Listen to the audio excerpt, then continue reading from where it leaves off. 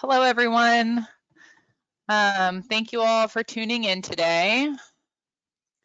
Amongst everything that's going on, we at CARB are happy to have this opportunity to speak with you about the 2020 Mobile Source Strategy, a vision for clean air, and to hear your feedback and ideas in response to what we have to share with you at this stage in the process. I'm Ariel Fiddledye, and I work in the Air Quality Planning branch within CARB. Before we get going, I just want to touch on a couple housekeeping things. First, we want you to know that this webinar is being recorded and will be available online after we conclude today. As such, please do note that the questions you write to us will be read out loud and will be part of this recording and part of the public record of this webinar going forward. Regarding GoToWebinar, I also want to add that given the high demand for online and webinar services right now, we have run into technical difficulties on a couple other occasions and even been kicked out of an active webinar. So please do bear with us. And if that occurs, use the join webinar link again that you received from us or from the GoToWebinar after you registered. For anybody that is not using GoToWebinar, please know that the slides are available on our website at www.arb.ca.gov/resources/2020-mobile-source-strategy. Sorry about that.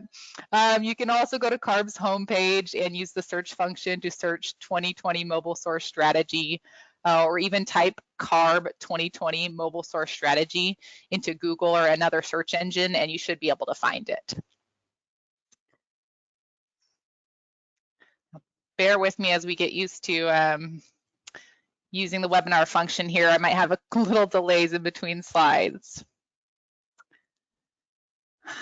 So for today's webinar, what we'll be going through, as you see here, is a broad overview, including the background on why we're here and progress made on the measures included in the 2016 Mobile Source Strategy. And then moving forward into discussions of the scenario modeling. Oh, apologies, apparently my slide didn't change. I think I had the webinar on pause. I believe you should all see slide 2 now.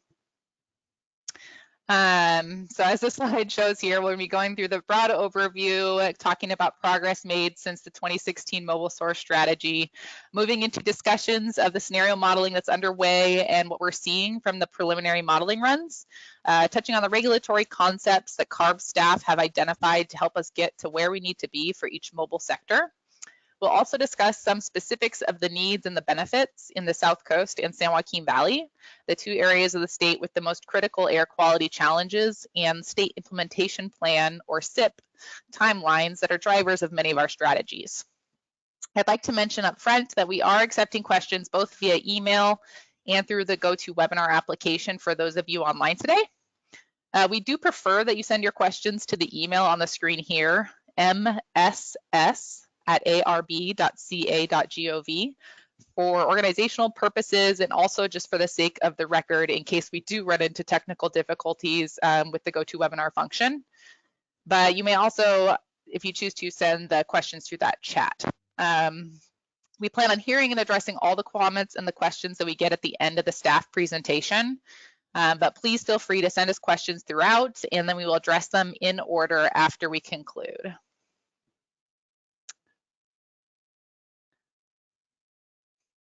Before we get into the background, I want to let everybody know what our timeline looks like for the development of the 2020 strategy. Given the state's numerous air quality, climate, and community risk reduction goals, as well as the ever-evolving vehicle market, California Senate Bill 44, or SB 44, signed by Governor Newsom on September 20th, 2019, acknowledged that this ongoing need for evaluation of opportunities for mobile source emission reductions, and thus required CARB to update our 2016 mobile source strategy by January 1 of 2021, and then every 5 years thereafter.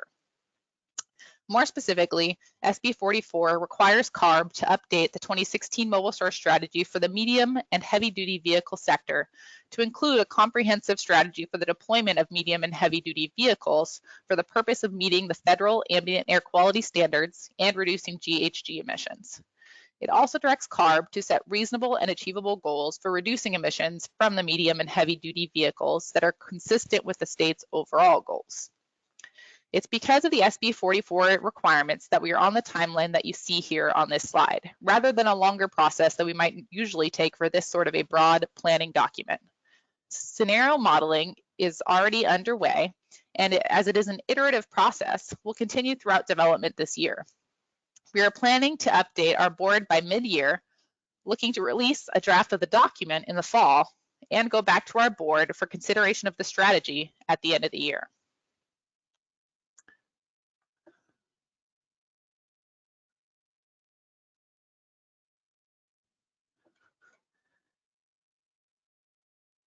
One thing we'd like to make clear up front is that the 2020 Mobile Source Strategy is taking a conceptual scenario approach to planning. The strategy we produce this year will consist of the scenarios and trajectories for the various mobile sectors that we need to see in the state in order to meet our numerous goals, recognizing the programs that are already in development, as well as the newly identified concepts that will help us get to where we need to be. More fully fleshed out measures will then be developed in the process of our other upcoming planning documents, including the next iteration of the state SIP strategy.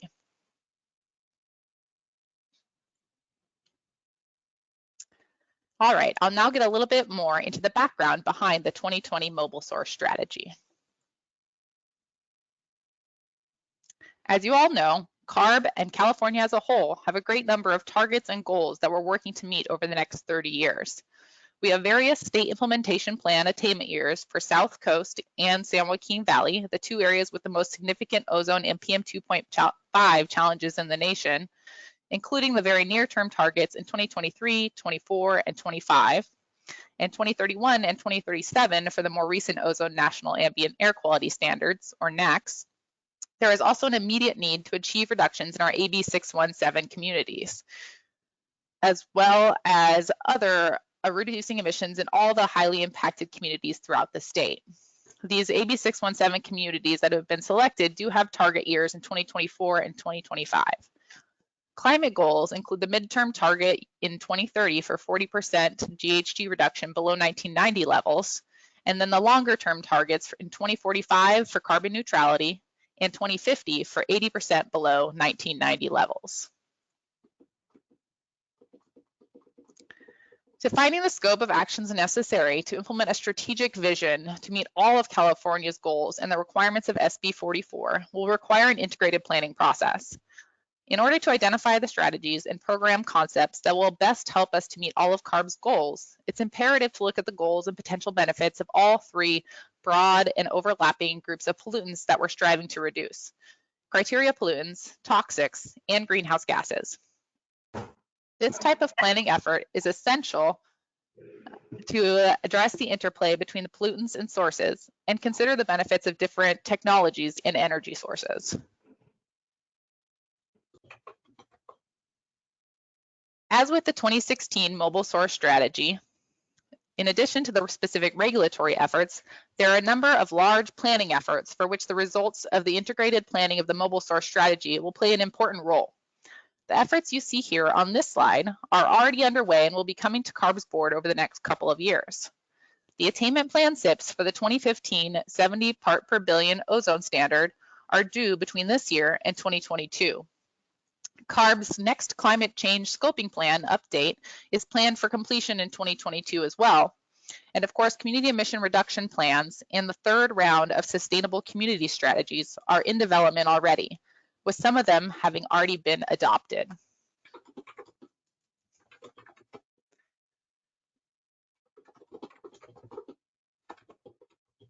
It's important to acknowledge that for all the planning efforts I just mentioned, strategies to control mobile source emissions will be vital to their success.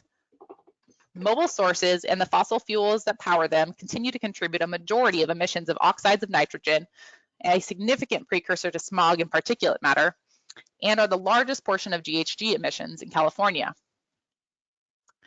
The chart on the left shows 2017 statewide NOx emissions as derived from CARB's 2019 CPAM planning inventory, with mobile sources representing 80% of that total. The pie chart on the right shows 2017 statewide greenhouse gas emissions, where the transportation sector represents 40% of the total. While the terminology used is different between the two charts, I would like to point out that the mobile and transportation categories are analogous on these pie charts. Controlling emissions from mobile and all sources is critically important because of the cost that air pollution has on the health of residents of California. CARB analyses have concluded that PM 2.5 exposure contributes to 5,400 premature deaths due to cardiopulmonary causes per year in California. In addition, PM 2.5 contributes to about 2,800 hospitalizations for cardiovascular and respiratory diseases and about 6,700 emergency room visits for asthma each year in California. The subset of PM that is from diesel sources, known as diesel particulate matter, has been determined to be a toxic and thus also increases cancer risk. In addition to the health effects on the overall population, studies have shown that disadvantaged communities and people of color in the state are disproportionately affected. As can be seen on this slide, 46% of census tracts in the state that are disadvantaged by definition are in the 75th percentile for levels of diesel PM pollution. And Black and Hispanic communities are exposed to PM 2.5 at concentrations 18% above the average from on-road mobile sources. We at CARB strive to reduce the negative impacts of pollution on everyone in California, but especially since the passing of AB 617 in 2017, we have had the opportunity to take a closer look and dedicate specific resources to reducing these health effects on the most heavily impacted communities and populations in the state. And reductions in mobile source emissions are a critical piece of that complex puzzle.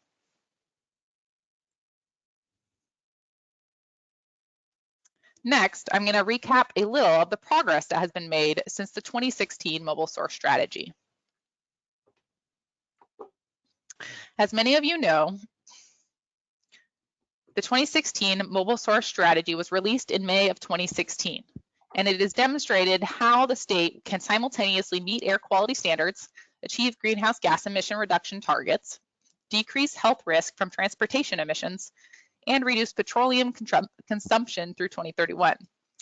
Elements of the 2016 strategy were incorporated into the 2016 state SIP strategy, the 2017 scoping plan, the California Sustainable Freight Action Plan, and CARB's short-lived climate pollutant reduction strategy. Each of these plans drew from the mobile source strategy to incorporate actions and policies necessary to meet their individual program goals.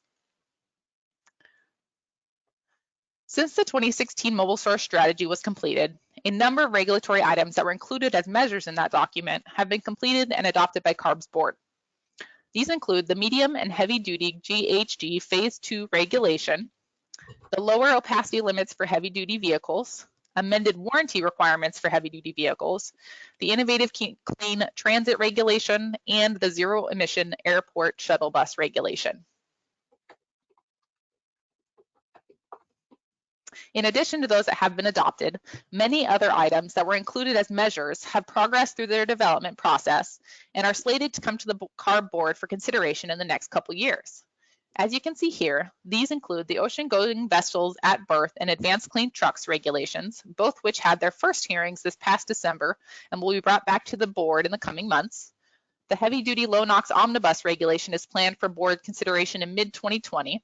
This was originally just the low NOx standard in the 2016 strategy, but now includes longer useful life emission compliance, longer warranty periods, and more stringent in-use performance standards, all of which will improve real-world emissions performance of heavy-duty vehicles. The Transport Refrigeration Unit, or TRU regulation, and Small Off-Road Engine, or SOAR regulations, are both set to be considered by the board late this year. And the last three here, the Heavy Duty Inspection and Maintenance Program, or Heavy Duty I&M, Advanced Clean Cars 2.0, and the Low Emission Diesel Fuel requirement are planned to be brought to the CARB board in 2021. With that recap of the 2016 strategy and our progress there, I am now going to turn it over to Sarah Forestieri to begin our discussion of the scenarios that are being developed as part of the 2020 mobile source strategy. Thanks, Ariel. My name is Sarah Forestieri, and I work on the on-road inventory group at the California Air Resources Board.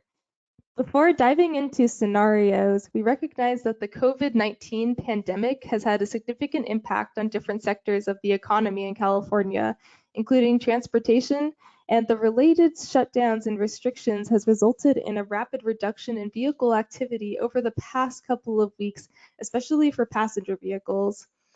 The mobile source scenarios we are presenting today are long-term forecasts and do not account for the near-term impacts of the COVID-19 pandemic on the transportation and off-road equipment sectors. However, as we move forward with the development of the mobile source strategy over the next 9 months, we will closely track and monitor the ongoing impacts of COVID-19 and will make any necessary adjustments to the scenarios presented today. These scenarios are driven by California's air quality goals in 2031, 2037, and 2045, and climate change goals in 2045 and beyond. These scenarios show what needs to be done in order to achieve these goals. Meeting air quality and climate change goals requires significant transformations to cleaner technologies in the mobile source sector. No single tool alone will get us to these goals, so meeting them requires the multiple tools shown here, such as manufacturer requirements or incentives as another example. We ran scenarios for both on-road and off-road sectors. Here I'm starting with the on-road sector, which includes light, medium, and heavy-duty vehicles. These pie charts show the contributions of the on-road sector to overall statewide NOx emissions on the left and greenhouse gas emissions on the right. The sector is important in terms of emissions and contributed to 45% of NOx emissions and 37% of greenhouse gas emissions statewide in 2017. Starting with the light-duty sector, like passenger vehicles, CARB has two major programs on the horizon. The first one is Advanced Clean Cars 2, which focuses on automaker requirements for post-model year 2025 vehicles. This program will build on the first iteration of Advanced Clean Cars and will include enhanced ZEV regulations or zero emission vehicle regulations to move beyond early adopters and enhanced LEV regulations to reduce real-world emissions. This regulation will be considered by the board in 2021. Another program is the Clean Miles Standard, or SB 1014, which is part of CARB's strategy for ensuring more sustainable transportation for new mobility options. This regulation will require CARB to develop a greenhouse gas emissions reduction program for ride-hailing companies. There are two targets. One is to reduce the grams of carbon dioxide per passenger mile, and the other is to increase electric miles. To meet these standards, potential compliance strategies include electrification, pooling, reducing deadhead miles, and connections to transit and active transportation. Currently, the base year emissions inventory from which future targets will be set is complete. The board will consider this regulation in late 2020.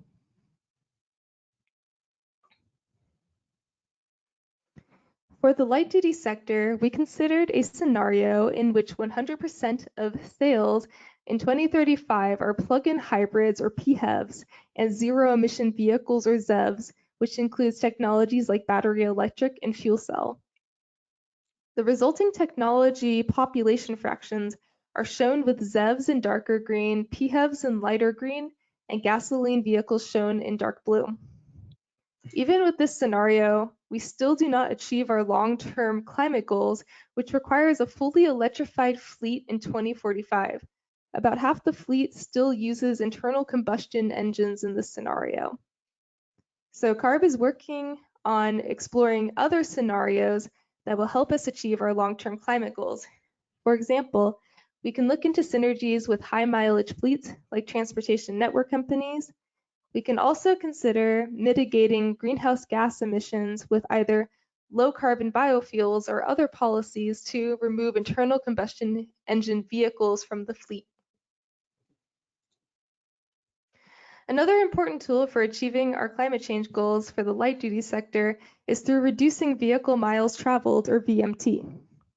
Under SB 375, the Sustainable Communities and Climate Protection Act, California's 18 metropolitan planning organizations develop sustainable community strategies, or SCSs, as part of their regional transportation plan to meet greenhouse gas reduction targets for passenger vehicles. CARB reviews and determines whether the submitted plans would meet targets when fully implemented. It's been 10 years since the adoption of SB 375, and a central finding of a recent study conducted by CARB is that California regions are not on track to meet state climate goals under SB 375. As shown here, both greenhouse gas emissions in blue and vehicle miles traveled in orange per person are not much lower than in 2005 and increasing. This falls far from the trajectory that we expected to be on based upon adopted plans as shown as the green dots. To better understand the rise in VMT, we looked at almost 24 indicators. Some of them are listed here. 3 out of 4 people drive alone, and this trend is flat or rising in most regions. Transit ridership is falling. Regional transportation plans or sustainable community strategies include 1.1 trillion in spending for over 2 to 3 decades, with increased spending in road maintenance, transit, and active transportation.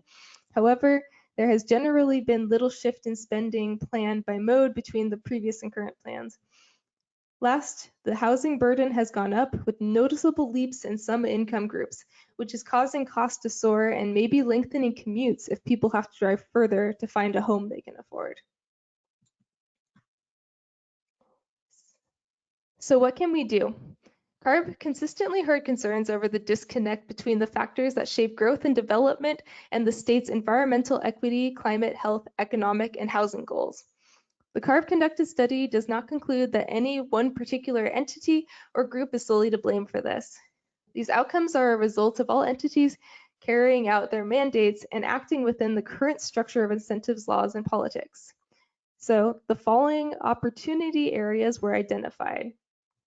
The first one is aligning state funding for transportation and development projects with health, equity, conservation, and climate goals.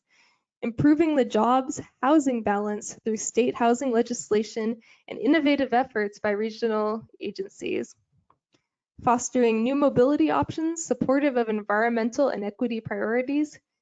Improving transportation networks and incentivizing travelers away from the single occupancy vehicle travel, especially for low-income communities, addressing social and transportation justice issues in underserved communities, such as affordable housing, and then finally, updating and strengthening SB 375. Switching gears to the on-road medium-duty sector, this category consists of vehicles that are 8,500 to 14,000 pounds in gross vehicle weight rating, or GVWR. This sector is responsible for 7% of NOx and 5% of greenhouse gas mobile source emissions statewide. CARB strategies under development for reducing criteria pollutants and greenhouse gas emissions from this sector, some of which have some overlap with light-duty vehicle strategies and some of which have overlap with heavy-duty vehicle strategies. These include the transformation of the vehicle fleet to zero-emission technology. One example of the agency's efforts is the Advanced Clean Trucks regulation, which will go to the board this year in the spring-summer timeframe. It also includes enhanced LEV regulations through Advanced Clean Cars 2, which we discussed earlier. And finally, energy efficiency improvements through Phase 3 greenhouse gas standards for medium and heavy-duty vehicles. This is a continuation of the Phase 2 greenhouse gas standards.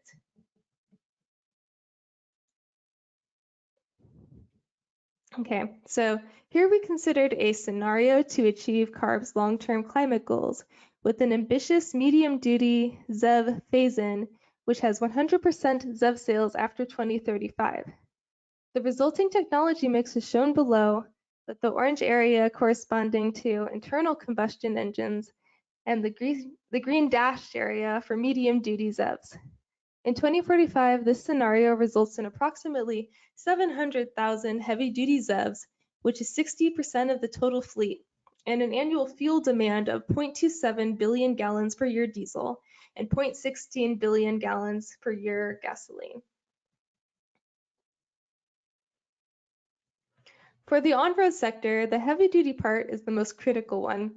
It consists of vehicles that are greater than 14,000 pounds GVWR. Some examples of heavy-duty vehicles are tractor-trailer trucks and buses. These vehicles are responsible for 33% of mobile source NOx emissions and 16% of mobile source greenhouse gas emissions. Similar to the medium-duty sector, deployment of zero-emission technologies where possible is one of the most important strategies for the heavy-duty sector. One example of the agency's efforts are the heavy-duty ZEV sales requirements through Advanced Clean Trucks, which I mentioned before for medium-duty, that will start in 2024. Also starting in 2024 is CARB's Low NOx program, which ensures that diesel engines have much lower NOx emissions. This regulation will be considered by the board this summer. Another strategy is usage of renewable fuels where electrification is not feasible to ensure greenhouse gas emissions reductions. We will also have continued energy efficiency improvements through the tractor-trailer greenhouse gas program and the Phase 3 greenhouse gas standards for medium and heavy-duty vehicles. In addition to technology and energy efficiency improvements, we also have a suite of in-use performance measures that ensure criteria pollutant emissions stay low throughout a vehicle's lifetime. These include heavy-duty inspection and maintenance, more stringent in-use performance standards, and lengthening of engine useful life, warranty, and durability requirements. What to expect for the 2020 mobile source strategy? Multiple scenarios were designed and explored to meet California's air quality and climate midterm and long-term goals. The scenario you see here is designed to meet midterm goals. In particular, this scenario achieves NOx reductions needed to meet air quality goals over the next 2 decades while also charting a course to achieve longer-term climate goals. Below you can see the technology mix for this scenario. The black striped areas are vehicles with pre-2010 model year technology, which drops off after 2023 because of truck and bus regulation. And then the red or orangish area corresponds to 2010 certified technology. Through this scenario, all 2010 certified and pre-2010 heavy-duty vehicles will be replaced with cleaner technologies in 2045. Starting in 2024, low NOx technology is shown in orange for California certified vehicles and in blue for federal certified vehicles. The midterm goals also require an ambitious ZEV penetration for newer vehicles combined with accelerated turnover of older vehicles, for example, 2010 certified technologies. So these vehicles would need to be turned over to ZEVs, and this combination of new sales plus accelerated turnover is shown as the green dashed area. For new sales, we consider targeting fleets in the near term like delivery and drayage fleets. These had accelerated sales to get them to 100% ZEVs by 2040 to 2045 timeframe, and then we assumed that all new vehicles after 2035 would be 100% ZEVs. We modeled accelerated turnover of older pre-model year 2024 vehicles to meet the ozone target in South Coast in the near term and our long-term climate goals.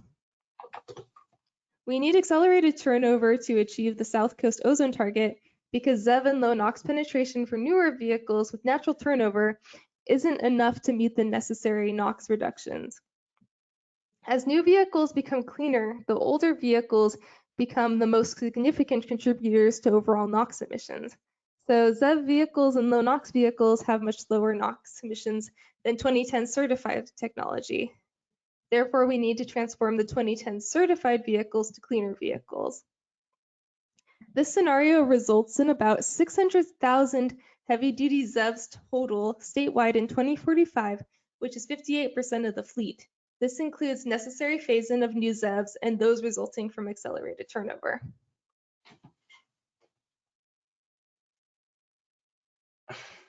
What else do we need to achieve California's long-term air quality and climate goals? We considered a more ambitious scenario to get the NOx reductions necessary to meet near-term air quality goals while also maximizing the number of zero-emission trucks for the longer-term climate goals. Here we assume that all vehicles purchased by fleets in California that are model year 2024 and newer regardless of where they're purchased, must meet the ZEV phase-in requirements. So a much larger fraction of the newer vehicles are heavy-duty ZEVs instead of low NOx. Similar to the previous scenario, we model the acceleration of pre-model year 2024 vehicles to ZEVs to meet the South Coast ozone target and long-term climate goals in 2045 and beyond. This scenario results in about 800,000 ZEVs statewide, which is 76% of the total heavy-duty fleet, including an ambitious phase-in of new ZEVs and those resulting from accelerated turnover of older vehicles. This also results in lower fuel demand than the midterm scenario that you saw on the last slide in 2045. So 1.01 billion gallons per year of diesel and 0.08 billion gallons per year of gasoline. Taking the ambitious scenarios that we showed earlier, or the ambitious scenario we showed earlier for medium duty vehicles, and combining it with the heavy duty scenario you see here, will result in a total of 1.5 million ZEVs in 2045.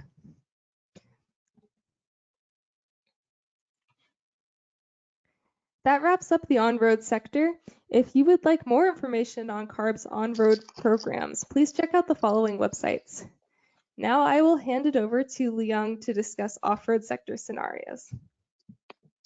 Thanks, Sarah. Hi, everyone. My name is Liang Liu, and I work on the off-road emission inventory development. I'll be covering the scenarios in the off-road sector for you. Off-road sector includes any type of vehicles that have either off-road or marine engines. This figure on the left shows statewide NOx emission contributions by sector in 2017. Off-road contributes to about 35% of the total NOx emissions, which with construction, agriculture, and locomotive as the three biggest emitters. As our cars and trucks are getting much cleaner, off-road becomes increasingly important. Off-road NOx contribution will grow to 37% by 2022, replacing on-road as the largest NOx emitter statewide. In 2017, off-road contributes to about 4% of the greenhouse gas emissions, and off-road diesel consumption will rise to about 2.1 billion gallons by 2045. Here are some general strategies for the off-road sector. First is to use zero emission wherever possible. And second is to adopt more stringent emission standards for the remaining combustion engines, such as Tier 5 standard, onboard diagnostic standard, and greenhouse gas emission standard. These standards are to ensure that the engines operate at cleanest possible levels throughout their entire service lives. And third is to use renewable fuels while electrification is not feasible. And fourth is to accelerate the turnover of older equipment to cleanest available technology, including hybridization. And finally is to retrofit existing engines with after-treatment technologies. I'll discuss the detailed strategies for each off-road sector in the following slides. Cargo handling equipment, or CHE, is one of the sectors that's going for electric. CHE is important because of its proximity to disadvantaged communities around the ports and rail yards, primarily significant in South Coast and the Bay Area. As zero-emission technologies for some CHE are already commercially viable, the concept is to begin transition to full electric operation in 2026. This figure here shows statewide CHE population distribution under the concept. Just a note that we know there's some electric CHE currently already. This figure shows how the existing diesel equipment will transition to electric. Small off-road engines or SOR are also going for electric. So SOR include lawn and garden equipment and light commercial equipment such as generators and compressors. They are significant sources of reactive organic gas emissions statewide. As shown in the right figure here, in 2018, the majority of the household lawn and garden equipment is already electric. So the concepts here are to adopt new emission standard in 2020, and then to adopt zero emission standard in the mid-2020s, which will require all new sales to be zero emission. While pushing for zero emission whenever possible, CARB is also working with contractors to evaluate possible NOx and PM emission reductions for Tier 5 standard. This figure here shows the off-road population distribution from natural turnover under the Tier 5 concept, if it's adopted in 2026. Note that this is only for all the off-road equipment except for marine and locomotives, as they have their own set of standards. Additional concepts include off-road onboard diagnostic standards, which are to ensure emission reduction equipment is working during the engine's lifetime. And second is to more stringent exhaust standards for spark ignition recreational marine engines, and also the potential for off-road diesel greenhouse gas emission standards.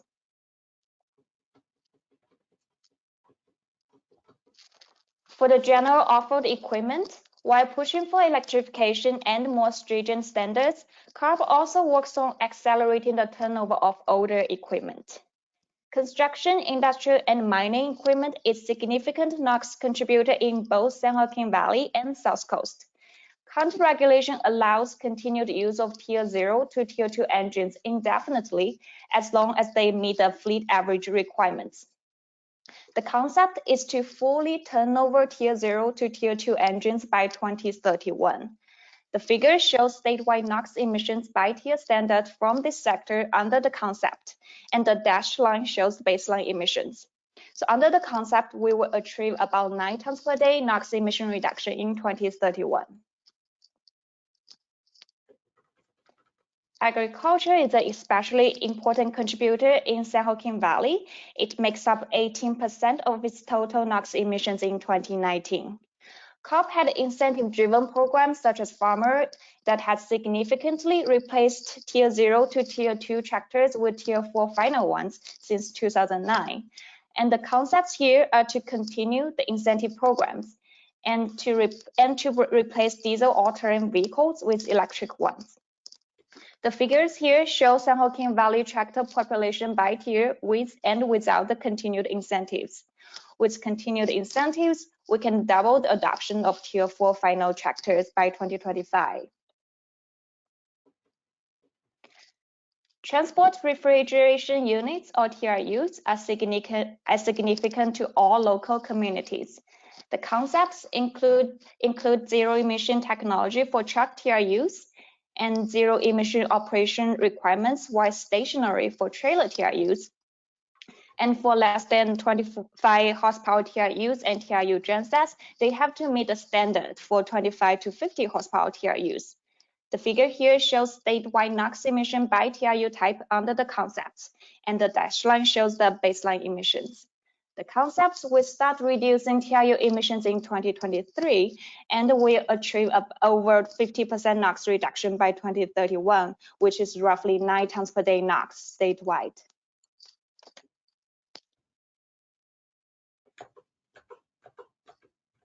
Locomotives are significant statewide emitters and pose great risks to communities near the rail yards. The figure on the left shows South Coast locomotive energy use by tier standard. In 2018, the Tier 4 locomotives, which is represented by the light purple area here, they account for only 4% of the total energy use, which is much lower than what we expected. While the Tier 1 and Tier 1 plus locomotives, which are represented by the yellow area here, they had actually been increasing from 2010 to 2018. So the current concepts are to increase purchasing of the Tier 4 locomotives and reduce use of the pre-Tier 3 locomotives by mid-2020s, and increase the turnover of Tier 0 and Tier 0 plus switchers in the rail yards. However, to achieve the SIP target, we need much more ambitious actions, especially from the federal government. We need adoption of Tier 5 locomotive standard and significant penetration of Tier 4 and Tier 5 locomotives. In the right figure here, it shows South Coast NOx emissions from locomotives. The blue dashed line shows the new baseline emissions, which are based on the most recent data sources. The new baseline is higher than what we expected in the SIP emissions, which is shown by the brown solid line. So only with significant penetration of Tier 4 and Tier 5 locomotives will we be able to achieve the 3 tons per day target as indicated in the 2016 mobile source strategy. It will require about 90% of all locomotives to become Tier 4 and Tier 5 by 2031.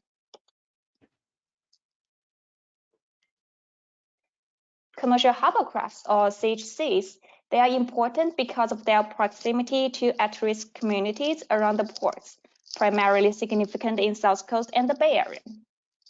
Current concepts include in-use short-run ferries have to become zero-emission by 2028, and turn over all vessels except for commercial fishing to cleanest engines and retrofit with diesel particulate filter, and also enhance efficiency for new tugs and zero-emission capabilities for new excursion vessels. The left figure shows South Coast NOx emissions from CHC under the current concepts. The new baseline emissions are based on most recent data sources and are also higher than the SIP emissions. As a result, the actual NOx reduction from the SIP emissions under the concepts are pretty minimal. We need a lot more reductions to achieve our air quality goals.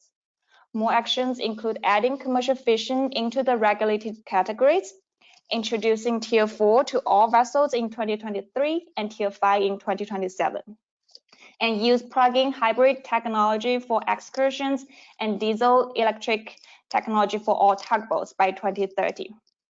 The right figure here shows South Coast CHC emissions under these ambitious actions. NOx reduction in South Coast will become 3 tons per day in 2031 under these actions. Ocean-going vessels, or OGVs, are significant emitters around the ports and coastal shipping lanes. The at-berth rule requires certain vessels to plug in while parking ashore in certain locations. Current concepts are focused on reducing diesel PM exposure in local communities, including expansion of the at-berth regulation to cover more vessel types and locations, and advocate at IMO for Tier 4 standards. The figure on the left shows at-berth NOx emissions from Port of LA and Long Beach under the current concepts, with comparison with the baseline emissions. Similar to locomotives, we need much more reductions from ocean-going vessels to reach the SIP target. We need to address transit, anchorage, and maneuver emissions as well. The right figure here shows South Coast NOx emissions from OGV if Tier 4 marine standard is adopted in 2028, and significant penetration of Tier 3 and Tier 4 vessels begin in 2025, combined with the expansion of at-berth rules for non-covered visits. These ambitious actions together will achieve about 38 tons per day NOx reduction in South Coast in 2031, which is the target from the 2016 mobile source strategy. For more information about each offered program, feel free to check out these CARB websites listed here and email us for questions. Regarding energy and infrastructure, since we are going towards zero emission wherever possible, we need a streamlined system that allows for massive infrastructure build out to enable zero emission vehicles. AB 2127 requires CEC, or the California Energy Commission, to prepare infrastructure assessment for accommodating 5 million ZEVs by 2030 and reducing greenhouse gas emissions 40% below 1990 level by 2030. The assessment will include both on-road and off-road vehicle categories. Also, I'd like to point out that significant investments have been made in infrastructure. CEC is investing up to $100 million annually in a broad portfolio of transportation and fuel projects through its Clean Transportation Program. CPUC, or the California Public Utilities Commission, has authorized IOUs more than $1 billion on transportation electrification infrastructure spending through 2023. CPUC is also requesting almost another $1 billion for future infrastructure programs. With that, I will turn it over back to Ariel to discuss more about how our efforts are especially important in the South Coast and San Joaquin Valley. Thank you.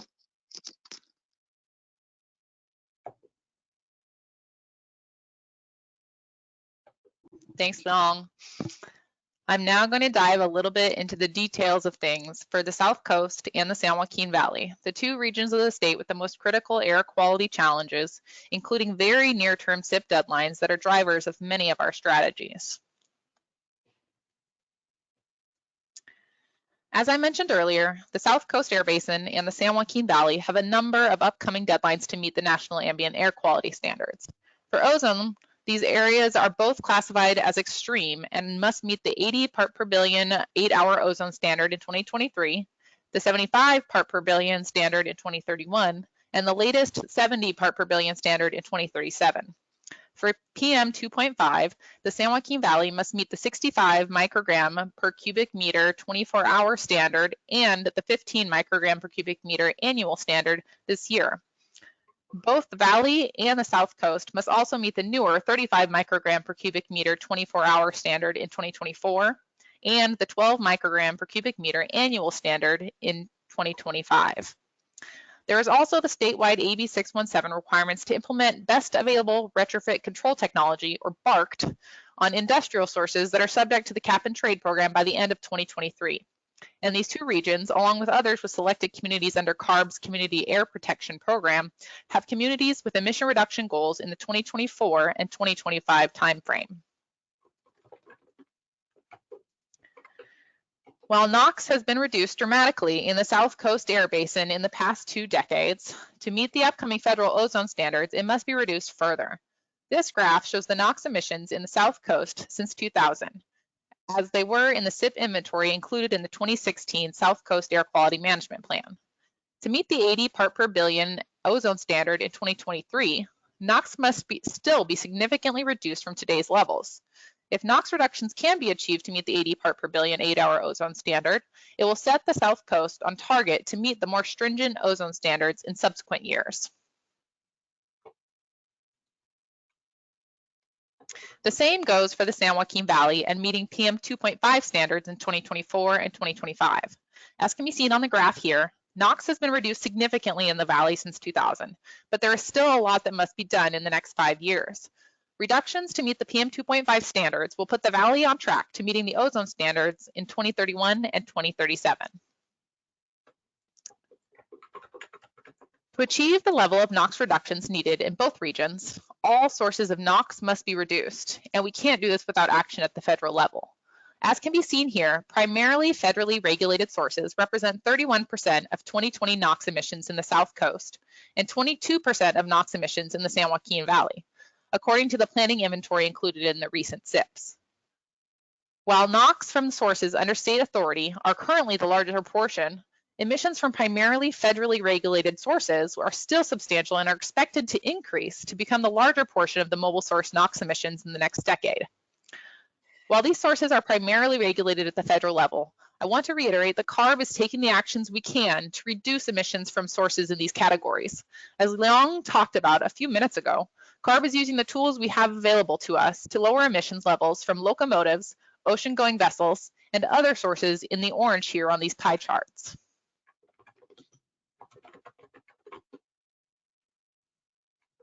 As part of reducing emissions from mobile sources, dirty vehicles and engines must be replaced with newer, cleaner technologies. And incentives are a necessary tool to make this happen and to achieve the NOx reductions in the timeframe needed in both the South Coast and the San Joaquin Valley.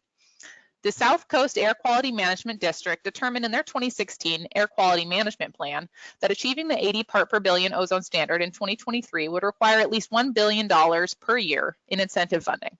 The San Joaquin Valley Air Pollution Control District, in their 2018 PM 2.5 plan, estimated that to attain the PM 2.5 standards, in 2024 and 25, they would need more than $800 million per year in incentive funding. As can be seen here, funding through the available programs is not currently at the levels needed. Regardless of federal action or available funding, CARB is moving forward and is doing what it can to lower emissions now. For the near-term 2023 and 2024-25 deadlines, we will get reductions from adopted programs, including the innovative Clean Transit and zero-emission airport shuttle bus regulations, as well as others coming to the board in the near future, with implementation dates planned for the next few years. Regulations that the board will consider soon include the Heavy-Duty Inspection and Maintenance Program, the Heavy-Duty Low NOx Omnibus, and the Advanced Clean Trucks Regulation. In addition, there's also the Clean Mile Standard and the Locomotive Emission Reduction Measure, newly identified concepts that are in early stages of development, but will also be coming to the board in the next year or two.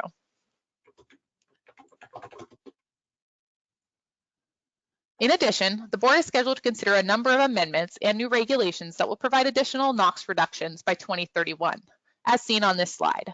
These include Advanced Clean Cars 2.0, zero-emission forklifts, and cargo handling equipment regulations, and new regulatory concepts including potential off-road diesel standards, off-road onboard diagnostics requirements, and new recreational marine boat standards.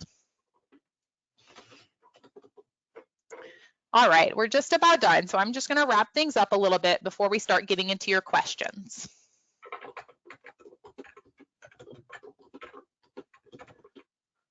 As I mentioned a few minutes ago, federal action is critical and will become even more so into the future.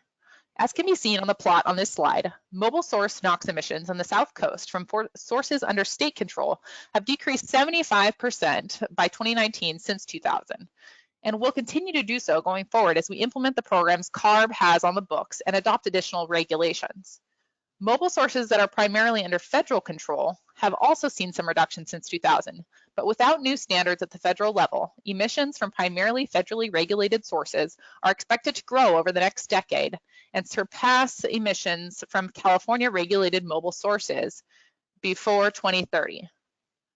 Achieving reductions from these sources is critical to meeting the health protective air quality standards and other goals in the South Coast and throughout the entire state.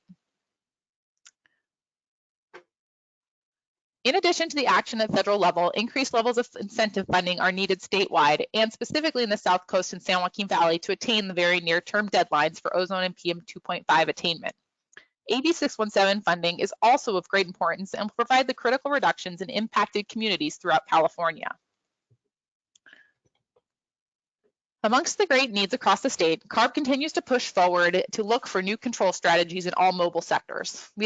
As we have described throughout this presentation, there are new regulatory concepts that have recently been identified, and as the process on these new concepts and our other regulatory efforts continue, there will be many opportunities for public and stakeholder feedback. For the 2020 mobile source strategy, as I mentioned in the beginning of this presentation, we are on a timeline that requires this to be completed by the end of this year. We will be continuing the iterative scenario modeling process throughout development and are planning the board items and document release according to the schedule here.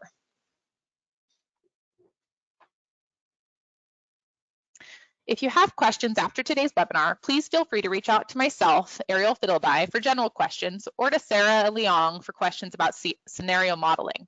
We also have the website shown on the slide here, which we will be using to post updated information and the document itself when we get to that stage in the process. Just to be clear, since I did get this question over chat a couple times, these slides are already available on our website that is seen on the slide here, our 2020 mobile source strategy website, and we plan to have this full recording of this webinar also available after today.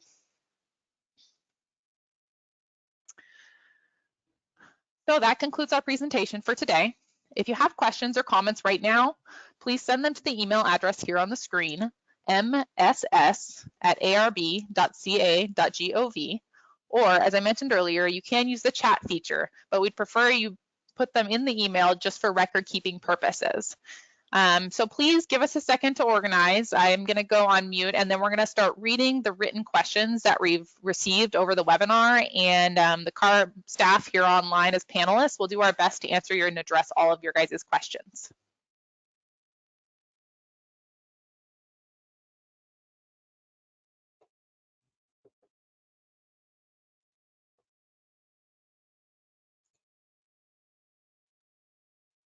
Okay, this is Carol Supkis. I'm in the planning section 2. We've received 7 email questions so far and a few chat questions as well.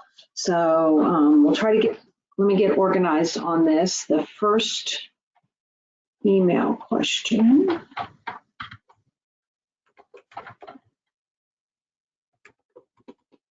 was, what are the biofuels that CARB is evaluating to help meet the goals for reduction of diesel and gasoline use by 2025? And Sam, I think you were going to take that question. Sure. Hello, everyone. This is Sam Pornazeri. So in terms of the biofuels and renewable fuels, we can definitely get back to you with more details, but these are the low carbon fuels that will brought into the market as part of the low carbon fuel standards. We don't have full details of, what are the assumptions in terms of what kind of biofuels or renewable fuels that will replace the conventional diesel or conventional gasoline to get to our long-term climate change goals. But we can definitely get back to you with more details and put you in contact with our low carbon fuel standard team that are running this program.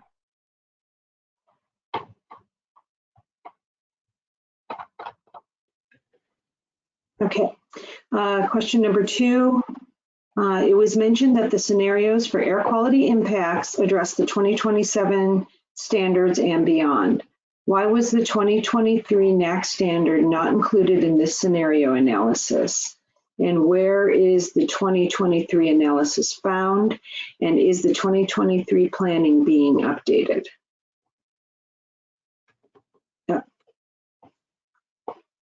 Sam, I believe that was you as well. So, so regarding this question, I don't think we have.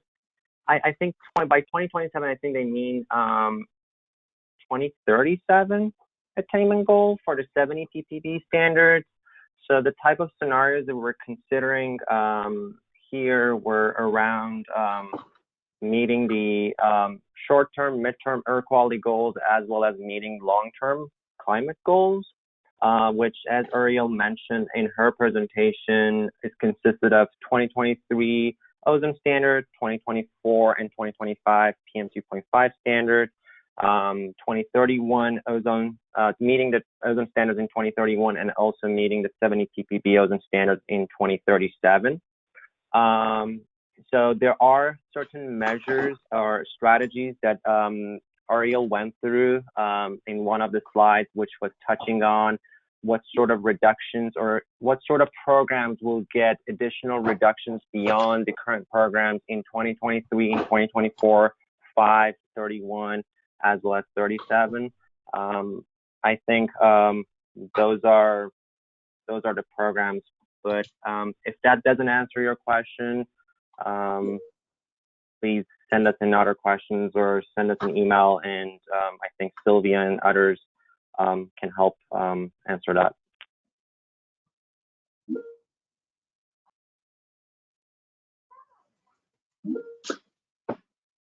Question number 3, can you please provide an update on the regulatory timelines projected board adoption for the cargo handling equipment and hovercraft regulations, as these were not included on the regs and development slide?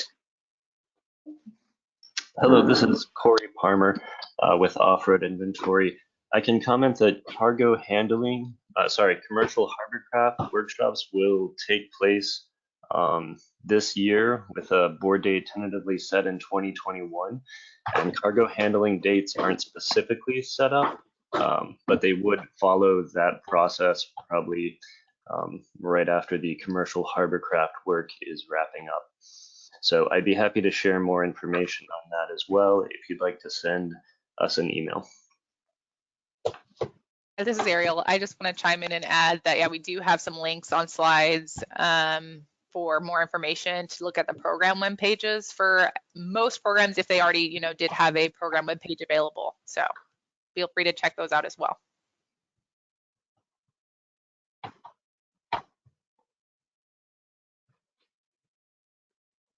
Okay, question number 4 that came in through email. I'll go through a couple more of these, then we'll switch over to the chat questions and then go back to more email questions that are coming in as I'm asking these questions. Number 4 is, what renewable fuels is CARB considering to use if electrification is not feasible? How will CARB determine if electrification is not feasible?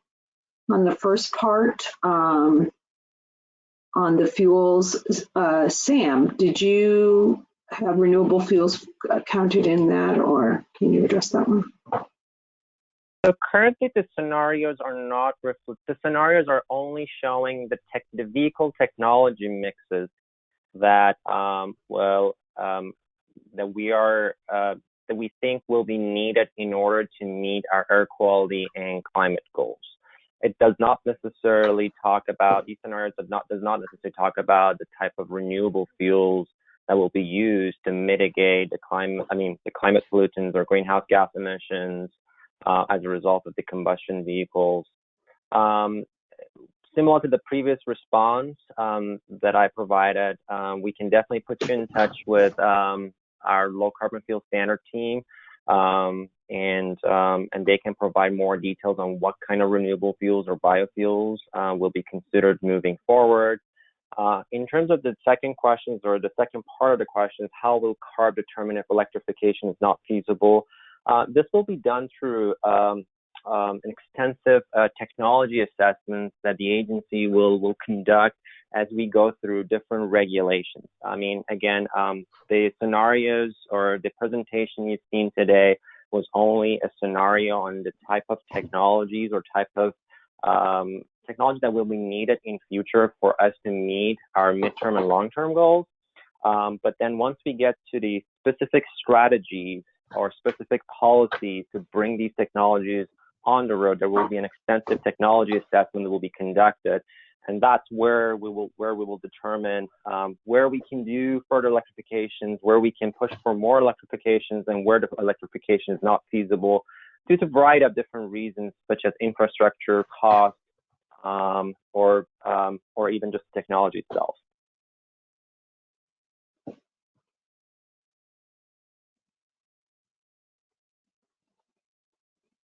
Okay, Ariel, are you ready to read off some of the chat ones, or?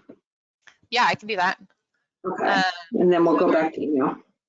Yeah, I think a couple people had put a couple things in the chat just for clarification about the slides and stuff. But the first main question that came through was, is there any research being conducted to better understand the connection between transit, ridership, and land use planning? E.g., are we actually seeing communities being built where housing, jobs, and schools are located closer to transit and safe walking or bicycling infrastructure? Or is that research that CARB can do?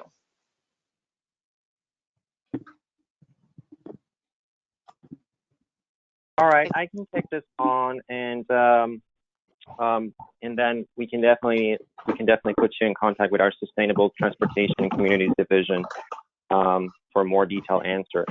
So typically, metropolitan planning organizations who are tasked with developing regional plans and coordinate transportation and land use try to do this thing. They work with locals so that more housing is planned and built near existing transit. These are referred to as transit priority areas. Sorry, someone is typing, and can you please mute yourself if you're typing? Okay. So these are referred to as transit priority areas or priority development areas. Then incentives are then used to bolster implementation of these efforts. However, more research needs to be done to evaluate accessibility to transit by quality or transit and how easy it is for someone to reach that transit station. So CARB is conducting research on this end, and we can definitely follow up with you with links to our webpage, to the research, to the existing research, and also provide you with more details on the future upcoming researches that we're doing in this area. Thanks, Sam. So the next one, I think, is a little bit easier, but you may be able to answer it as well. The next question was just, what do you mean by accelerated sales? I think you refer to the accelerated turnover. So in the heavy duty slide where we're showing the technology mixes for needed to meet midterm as well as long-term goals, we were referring to sales and accelerated turnover. By accelerated turnover, we mean a vehicle replacement that doesn't occur as a result of natural turnover, and it occurs through either incentives or regulatory requirements that will require that vehicle to be turnover early, and then it is usually turnover naturally turned over. So that is what we mean by accelerated turnover. All right, the next question that came through chat was just, is that a sales mandate for end users? And I unfortunately can't remember what point in the slides we were when this one got sent, but Sam, are you able to answer that? So if you're referring to the advanced clean truck rule that was mentioned in one of the slides, in a couple of the slides, advanced clean truck rule that was first went to the board back in December and is planning to go to the board again this May. It's a manufacturer requirement. So basically it's a sales requirement on manufacturers, and they need to sell X% of their total sales in California to be zero emission vehicles. Hope that answers your question, but if you're referring to any other slide or anywhere else, then please let us know.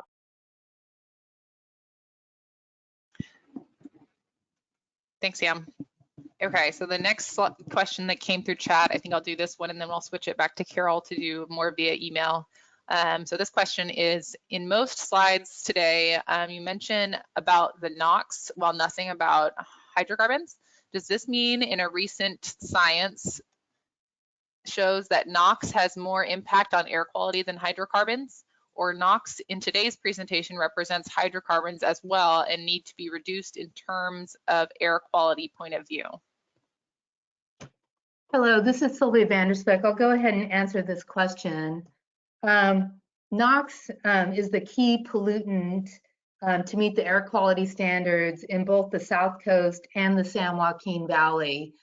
So that's why we're really focusing on that pollutant. That said, you know, hydrocarbon reductions will occur as co-benefits from these strategies that we're presenting today, and there will be a significant amount of them. And hydrocarbon reductions are important. They provide toxic air quality benefits. And so while they're not specifically laid out in this presentation, they are still important to be reduced, and we will be providing, the strategies that we're presenting will be providing hydrocarbon reductions. Thanks, Sylvia. Carol, sorry, I'm going to do one more because it seems that I missed it. It was one of the earlier questions. So another question from chat was, what is the OGV Tier 4 standard being considered in the emissions modeling? And what is its emission reduction potential from the current IMO Tier 3 standard? Also, what are the technologies being considered for achieving this Tier 4 standard? So I think that would either be Corey or Sam able to answer that one. And this is Corey again in the off-road inventories. Some initial testing has been done on OGV engines, showing, I believe, I want to say roughly a 75% reduction over Tier 3. However, before any standards are adopted, there would be a lengthy period of testing, economic assessment, feasibility assessment of installing them on vessels. So we do have some initial assessments that I think we could share. However, they are just draft, and there is a lengthy process that'll follow both with US EPA and the IMO for any Tier 4 marine standards.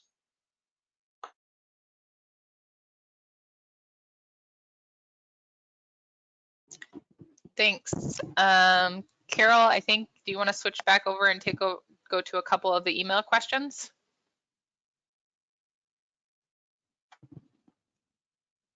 Sorry, guys, bear with us.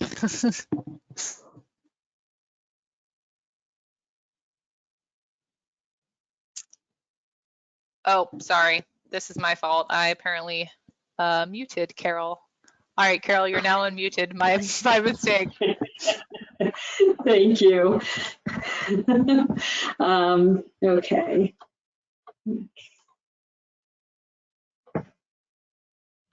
Let me just, I'm sorry, just scroll through and find, yes, okay, the fifth email question was, could you please post on your website the script you're using for today's presentation? This webinar will be recorded and we will post the recording, so that should help you with that. And then email number 6 is, it's a long one. I'm going to read it all out, and then whoever is going to answer it, I think it's Sam, you can chime in. Let's see. These questions relate to slide number 27. Can you walk through the slide again? On what basis can CARB think that 2024 would or could be the start of an aggressive ZEV purchasing cycle? The truck manufacturers told the board last December that billions in infrastructure and customer incentives would be needed to begin to develop beached markets like utility and refuse trucks.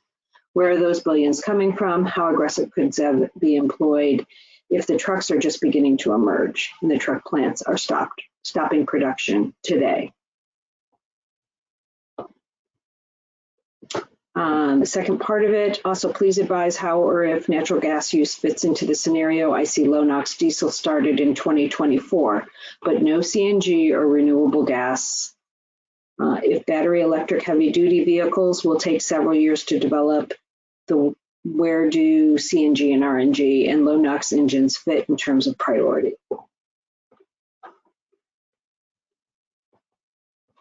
That's it for that question. All right. I can start on that, and others can chime in to answer this question. So by slide 27, I think you're referring to meeting long-term goals, which basically talks about to achieve NOx reduction needed to meet near-term air quality goals and also maximize the number of zero-emission trucks for longer-term climate goals. This is a scenario where not only puts us on track to meet the 2031, 2037 targets, but also will help us to get as close as possible reducing the greenhouse gas emissions by 2045. The first question, the first part of the question was how the start of aggressive ZEV purchasing cycle can start in 2024. So as you're aware, you probably have watched the or attended the board hearing in December. The current staff proposal for the Advanced Clean Truck Rule, which is again a manufacturer requirement to bring zero-emission trucks on the road, will start in 2024.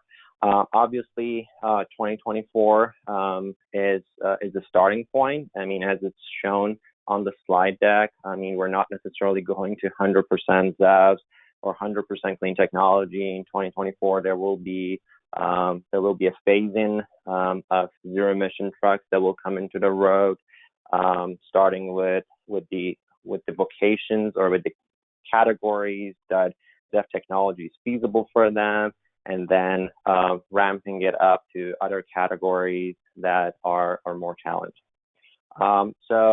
So that's the analogy behind it. However, again, I would like to emphasize that these are the scenarios or technology mixes where we think will be needed for meeting both air quality and climate goals. There is a mention in the question about where does the low NOx CNG fit in.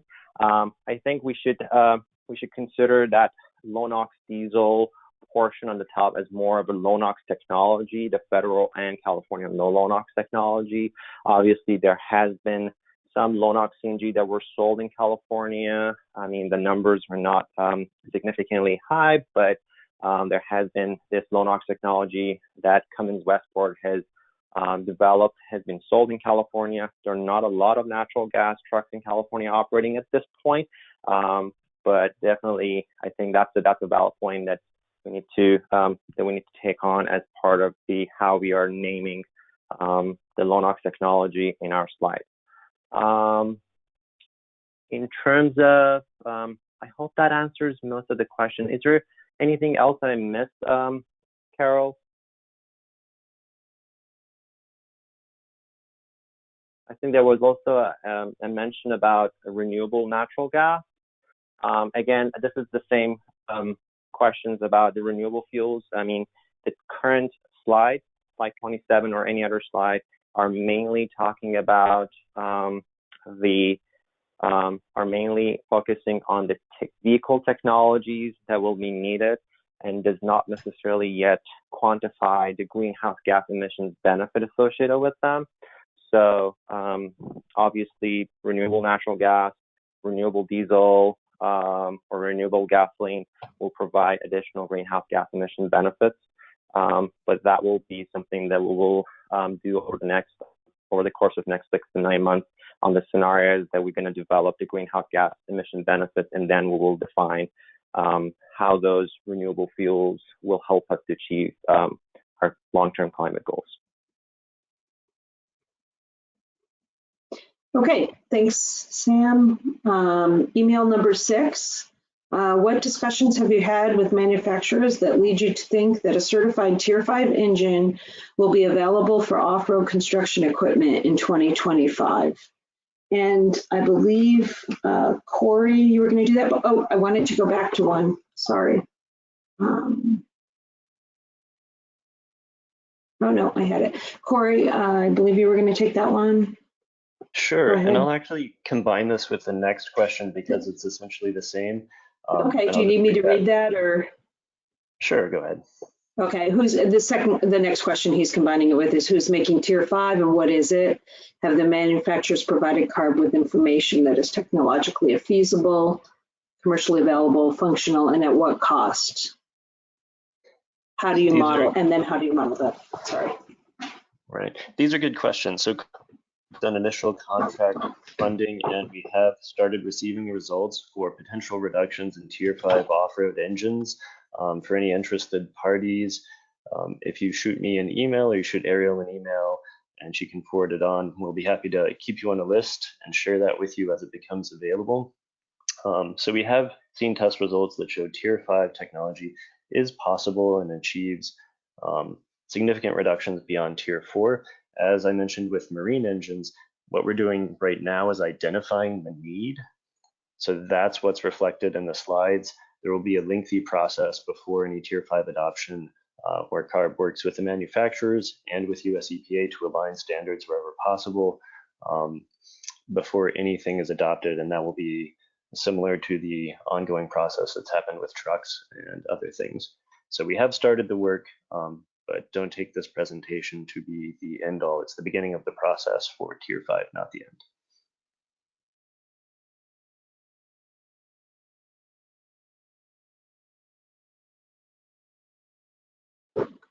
Sorry, I had to go off mute. Okay, for email number 8, Sylvia, I think this was you. What type of new zero emission equipment will replace generators that are part of the off-road sectors? Well, I think it's a 2-part question. Isn't this equipment that generates electricity? And if not, what does it generate? And then the second part is, will the 2020 mobile source strategy supersede the San Joaquin Valley supplement to the state SIP strategy?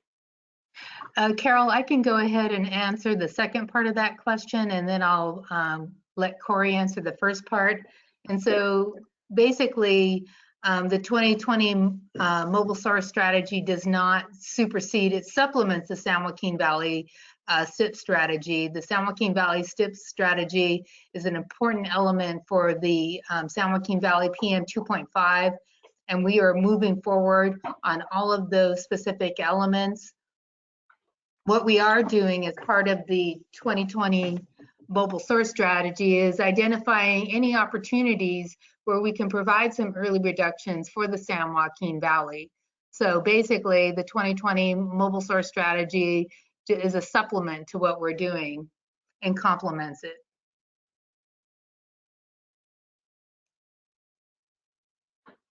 And this is Corey. I can answer the first part of that question, which again was, what zero emission equipment will replace generators as they generate electricity?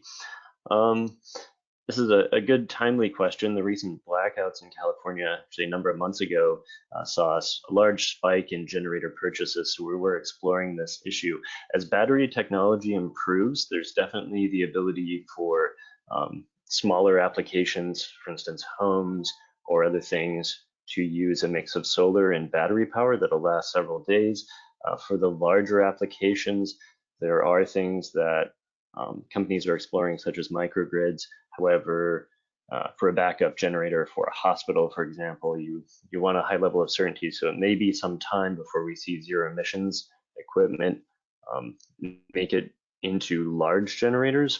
However, I think that we're already seeing commercial applications of battery packs in these smaller applications.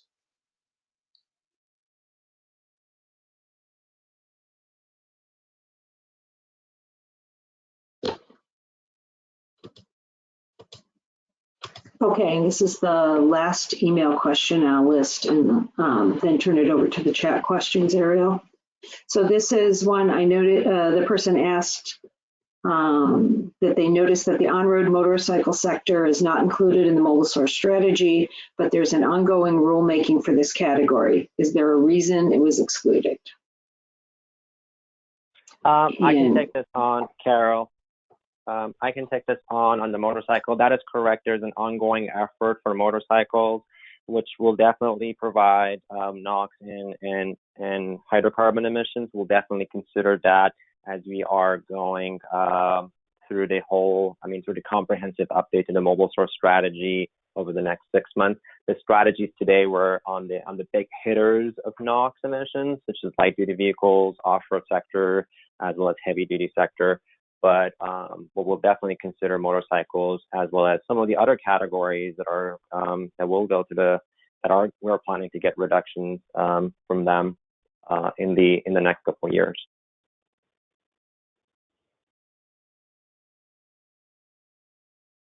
Okay, thanks, Sam. So I'm going to go ahead and start I'm reading off a few more of the questions we got through the GoToWebinar chat. So the question we received was, so for clarity, electric vehicle and BEVs, are BEVs and FCEVs, battery electric vehicles, and fuel cell electric vehicles? Clearly, fuel cell electric vehicles are electric. And so the quick and easy question to that is yes, the electric vehicles, as we described them, do include battery and fuel cell electric vehicles. So the next, for better wording, we call them zero emission vehicles. Thanks, Sam. Okay, so the next question that we received via chat was, your process schedule for 2020 appears unaffected by COVID-19. Could you please discuss the internal considerations and criteria for what remains on schedule and what issues might be delayed? This is Sylvia. I can go ahead and answer that question. Right now, we are currently required to update the mobile source. As Ariel had mentioned, we're required to update the mobile source strategy by January 1st of 2021. At this point, we do think that we are planning to still meet this deadline. Right now, as you know, with COVID-19, how long the impacts of it are still unknown. So we do plan on continuing to ensure that we meet this deadline. And so we have not at this point decided to delay anything.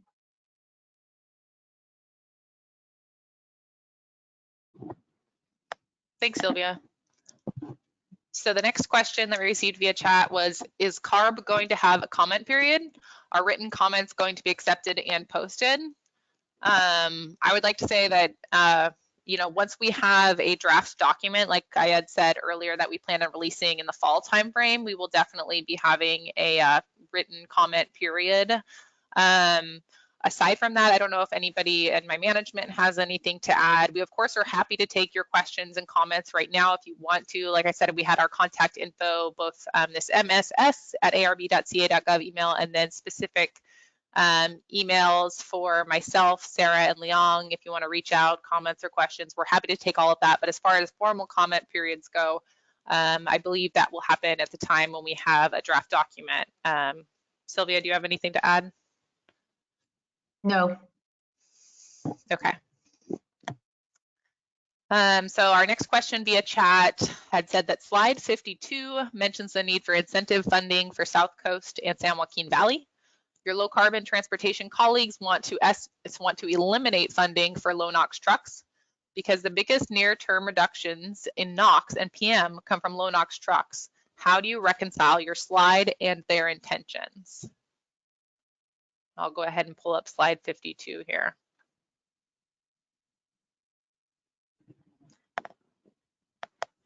I'm not sure who is going to take this question. This is Sylvia. I'll go ahead and take this question. You know, as you mentioned, it is very critical to get these reductions for both the San Joaquin and the San Joaquin and the South Coast and the San Joaquin Valley. I think, you know, as an agency, we're working together to look at how to, you know, spend our money appropriately.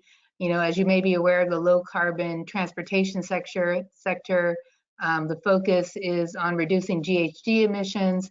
And so, but it's not the only funding pot that's out there. So we continue to identify cost-effective reductions that can occur for both the South Coast and the San Joaquin Valley. Okay, I think I'll do a couple more that we got via chat before we switch back to email questions.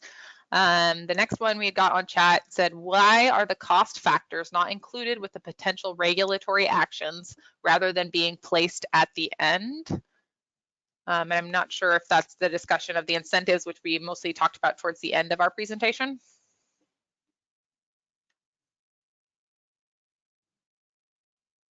I'll go ahead and answer that. This is Sylvia. You know, all of our regulatory actions that the board pursues and that goes before the board will include costs, and that information is best determined as part of the regulatory process for each of those items.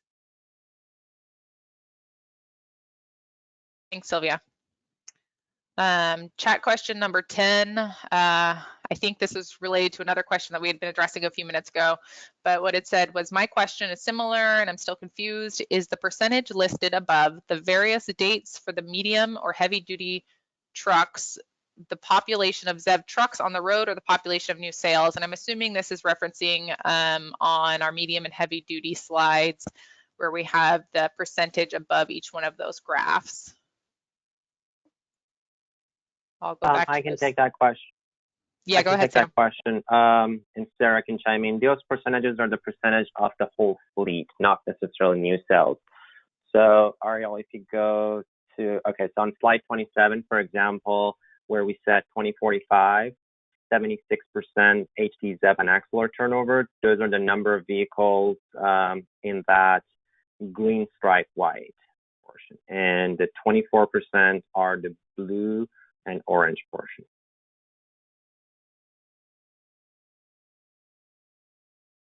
Hope that answered the question. So it's out of the total fleet. Thanks. Okay, so I'll do one more before we switch back to email questions. My question is on slide 27, same slide, is where are the billions for infrastructure and trucks coming from? I can take that question again. So, I mean, obviously there are a lot of, I mean, this again, I would like to emphasize again, these are the scenarios and technology mixes that we think will be needed to be on the road in order for us to meet our long-term and our midterm and long-term air quality and climate change goals. As we go through these strategies, as we go through the different policies that the agency will make, which is not necessarily one single policy that will bring all of these technologies on the road. It's going to be a suite of different strategies that will bring all these technologies on the road. We will definitely assess the infrastructure limitations, the technology costs, and everything else. At this point, we're looking at these as a scenario on what it would take us if you want. I mean, what it would take us to meet 2031, 2037, and our long-term climate goals. Thanks, Sam. And so there's one more question I just read that's actually pertaining to those same slides, so I figured I'd just add it on right here. The person asked, could you let us know if there are data tables available for slides 26 and 27 indicating the number of ZEVs needed on the road? Sure, we can definitely share the numbers behind those charts. Okay, so with that one, I think I'll switch it back to Carol and we'll take a few more email questions.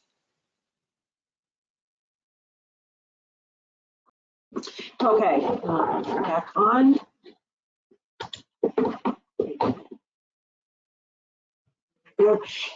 Email number 9. I noticed the on-road motorcycle sector is not included in the mobile source strategy, but there is an ongoing rulemaking. Oh, we already addressed that one, sorry. I have 2 email number 9s. I also have questions about biofuels as part of the 2020 mobile source strategy. Could you please provide the contact information for relevant LCFS team members, and we'll get that information and send that back to you as well, unless anybody else here can list out those contacts. Okay, and email number 10, seeing that the agricultural equipment off-road emission reduction targets are dependent upon the farmer program, is there a plan for consistent and continuous funding? And I think Sylvia answered a lot of that. We're looking for all more and more funding as we go forward. And I think Corey Palmer, you wanted to also address that one. I'll just say very briefly that it's a high priority for our agency. We work closely with the budgeting committee to show the need. And so the plan is to continue to make farmer funding a priority or find other funding sources. So there's definitely a plan in place. And it is a high priority for our agency and something we're continuing to work on an ongoing basis. Each year it comes up. And this is Sylvia. I just want to add one more thing. You know, as we were talking about earlier, this report is going to the legislature. And so by specifying in this report kind of, you know, where the types of funding that are needed in the future, it helps them direct those funding or consider our needs. Okay, and email 11 is just a comment.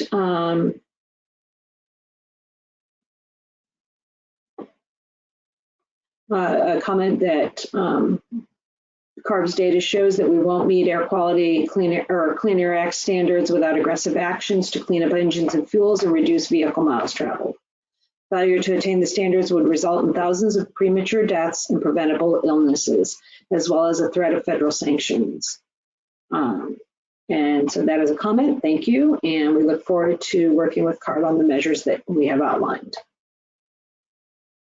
And then email number 12, and Ariel, just a heads up, this is my last one that I've gotten to. I'll have to go back and turn it over to you. Email number 12 first has a question on slide number 26, if we can pull that up. What is the composition of heavy-duty pre-2010 trucks after 2023, after the truck and bus regulation requirement? And then slide number 31, for cargo handling equipment, the baseline projections for Tier 4 seem optimistic, and we can address that question second. Can someone answer slide 26? On email 12, I can take on slide 26, and Corey can take on slide 31 question, the cargo handling equipment. All right. So for the pre-2010 trucks, that's a great question. We always getting asked that question. There are certain categories that are exempt from truck and bus rules, such as public trucks, school buses, transit, and there are some of them that are using the low mile exemption of the truck and bus rule will be exempted from the rule after, so therefore they will remain in the fleet after 2010. we can definitely provide you with those breakdown of them in terms of the MFAC categories, or you can simply go to MFAC 2017 online database and pull the data out for the pre-2010 trucks that exist in the fleet after 2023.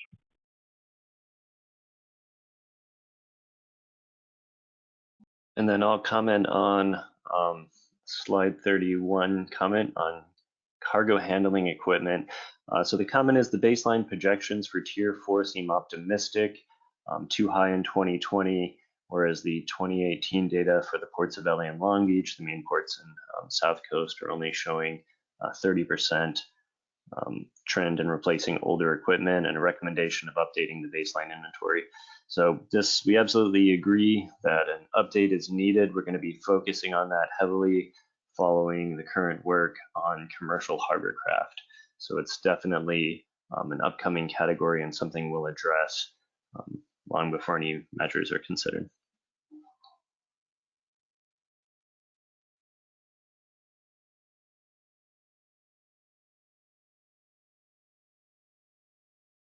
Okay.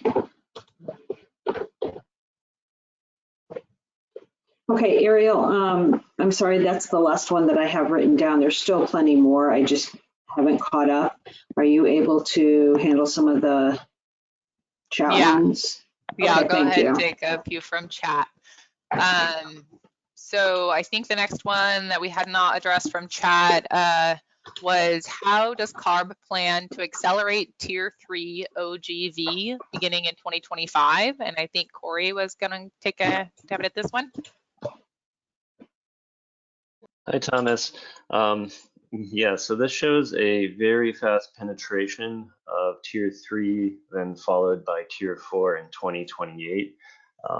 This slide is what we know we need to do to attain the reductions that were planned in the 2016 mobile store strategy. So I think there have been a variety of ideas, incentivizing cleaner vessel visits and things like that. However, for some of the measures, we have a very clear path forward.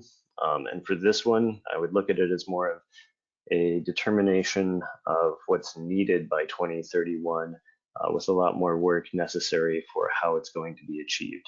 Essentially, it's showing this is the path we need to follow, and more work needs to be done on how we're going to get there for this specific category for sure. Thanks, Corey. So the next couple comments that came in through chat were actually kind of comments. And so these said that don't forget about stationary fuel cells. Stationary fuel cells are a zero emission source for clean stationary power. And so I think that was in reference to the discussion being had earlier about the generators. After that, through chat, we had a question that said, will the mobile source strategy have alternative scenarios, or just these which have been described as hyper ambitious? Is there a more realistic scenario or a least cost, most benefit scenario? I can take that question, and Sylvia, Corey, Pong, you can chime in. So these are the first round of the scenarios we ran for the mobile source strategy. As described early on, the purpose of this workshop was trying to solicit feedback from you guys on what sort of other alternative scenarios you can see that can put us on track meeting the greenhouse gas, meaning more our climate change as well as air quality goals. So we're open to your comments and feedback on the type of scenarios. We're still fine-tuning the assumptions behind these scenarios as we are working through the rest of the year on preparing the mobile source strategy, the update to the mobile source strategy. So feel free to send us your comments, your suggestions on what other scenarios you think would be feasible, or what other scenarios you think that we need to look into, and we'll definitely consider those.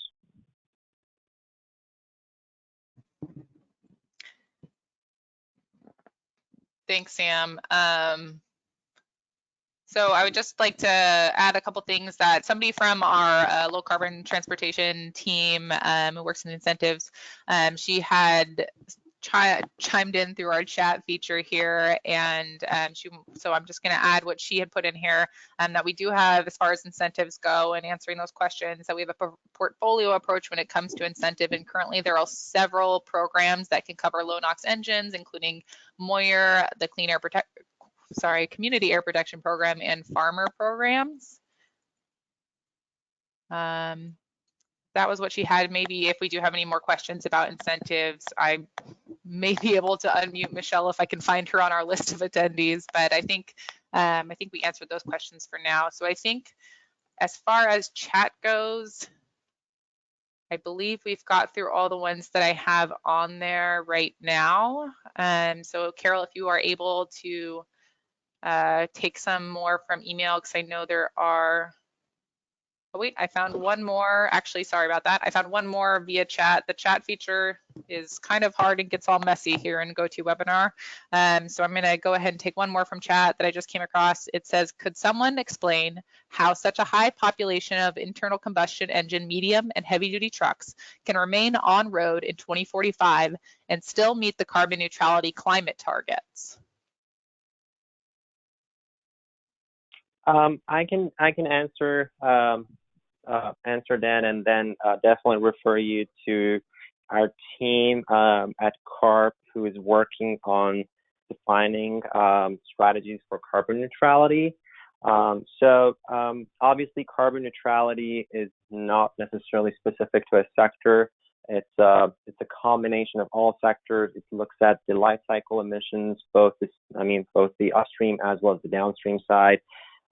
So you have this is a valid question on how we're going to achieve those through the with that many of the ICEs being on the road by 2045.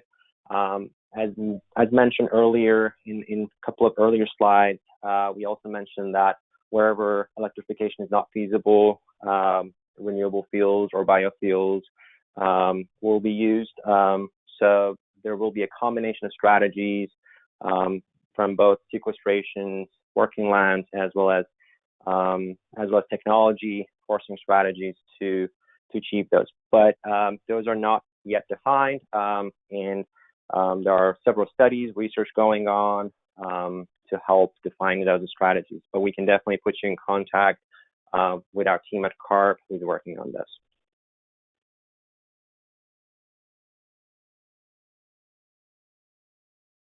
Okay, back to email questions. Email 14. Do you have a timeline for the release of updated light-duty ZEV sales as referenced on slide 20? And will accelerated retirement be a part of light-duty vehicle scenarios?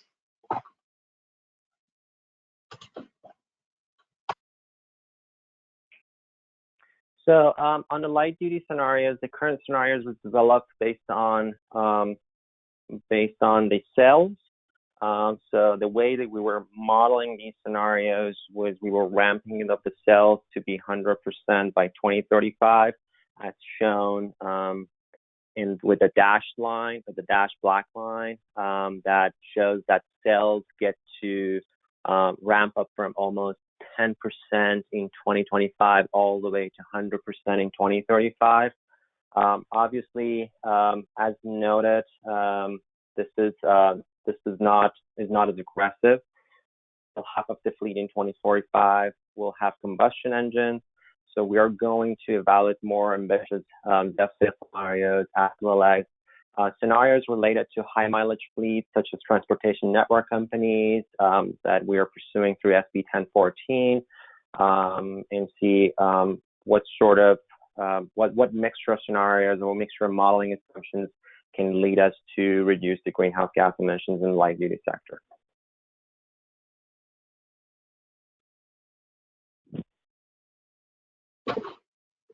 Okay, and our next question it relates to slide 53, and it says, one last question. Could you tell us what is new regulatory concepts, what that term refers to on slide 53?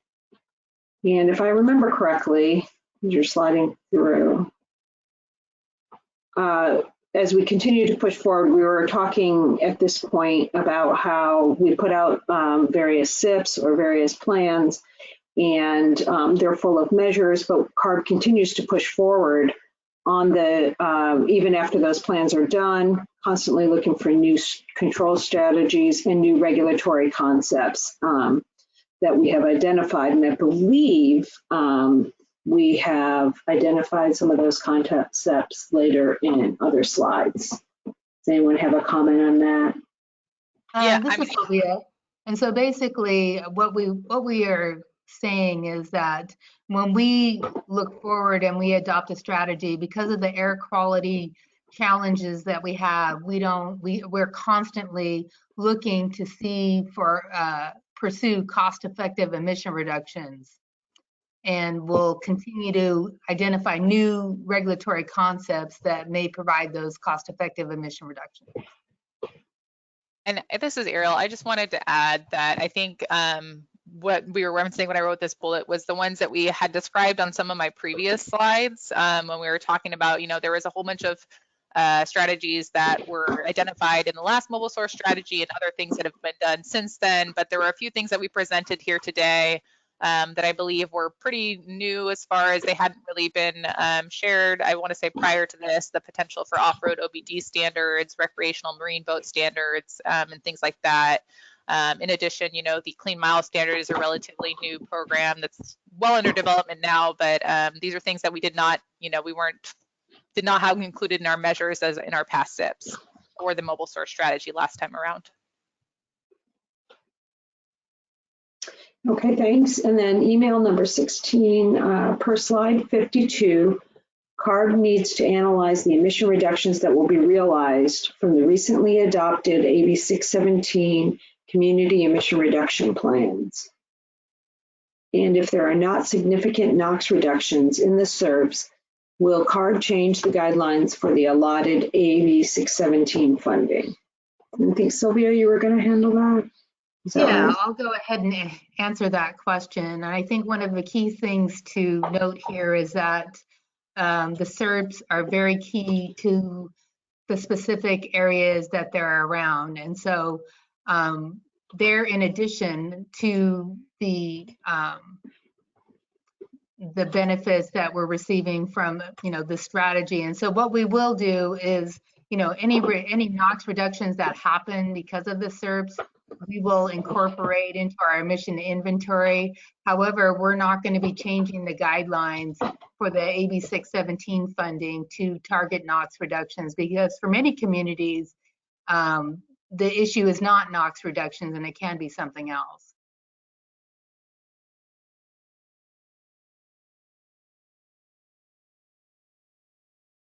Okay, thank you, Sylvia. I just received the same question again regarding posting on our website the script for today's presentation. And I had mentioned that this will be recorded and that will be available, but we can also post the script as well as soon as we get it all put in the correct format and all that. So yes, we can post the script on the website. And I just want to say that we'll keep going, toggling back and forth. Ariel, I need a moment to get a couple more of them. But I did want to say that it's 3:49. It means we have about 10 minutes left. We'll keep going back and forth with these answers until 4 o'clock. When we get to 4 o'clock, we'll address and post the rest of them online that we didn't get to. Okay, I think I just have, I want to say, one kind of two-part question that came in through chat. That is, when would we need to provide feedback on scenario development and alternative scenarios? And when will staff release more info on the assumptions and the data that went into the scenarios presented?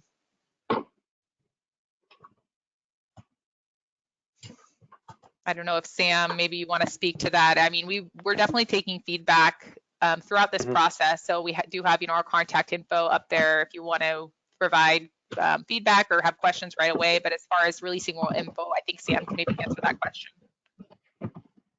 Sure. I mean, yes, you can definitely email us, and we can definitely provide you with the modeling assumptions that went through those scenarios.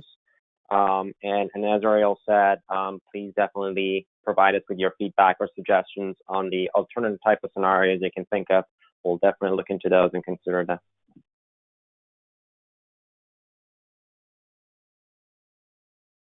Okay.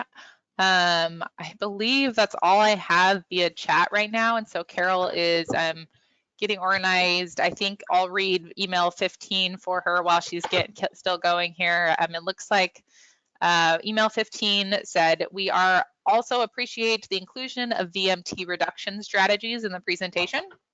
My question is whether you could speak to engagement with sister agencies, local and regional planners, et cetera, in the development of the mobile source strategy or more broadly. The engagement and active participation across jurisdictions will be critical to ensuring progress given key findings that we are not on track to meet SB 375 targets.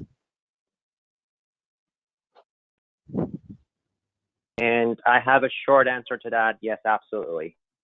That is what the agency is planning to do. We have one whole division, Sustainable Community and Transportation Division.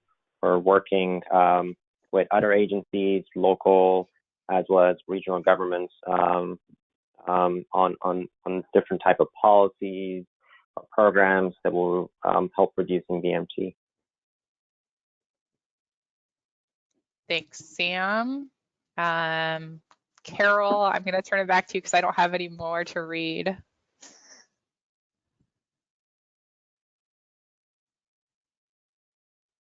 Oh, sorry. I'm trying to unmute you.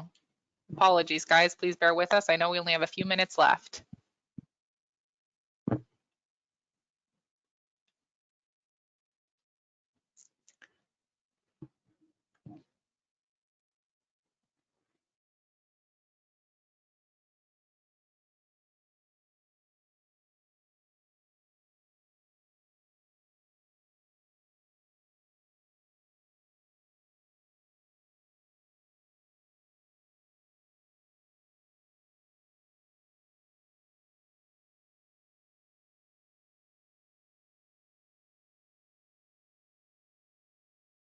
So I did find another question here via chat. So I'll go ahead and read this one off. This says, the 2016 strategy prioritized short-lived climate pollutant reductions. If renewable natural gas and low NOx engines deliver huge reductions and are available today, why are they essentially ignored in this effort? I can take the fact that claim of them being ignored. Aria, can you go to slide 27?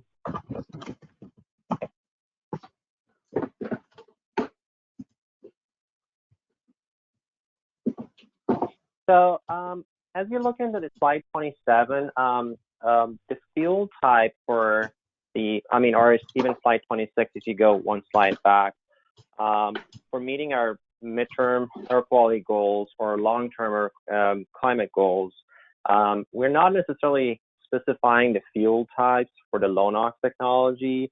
So the low NOx technology is only shown as federal low NOx or California certified low NOx. So we're not necessarily ignoring the low NOx CNG or low NOx natural gas. And they are, as mentioned earlier on in one of the answers, they are part of those blue and orange ribbons that, and it depends on the market and technology and how the low NOx technology will be rolled out. We recognize Cummins Westport has certified 2 engines for transit buses as well as for heavy duty trucks to low NOx. There are a bunch of testing and emission testing going on. So I just wanted to make sure that these slides are not necessarily showing that we're ignoring those low NOx natural gas.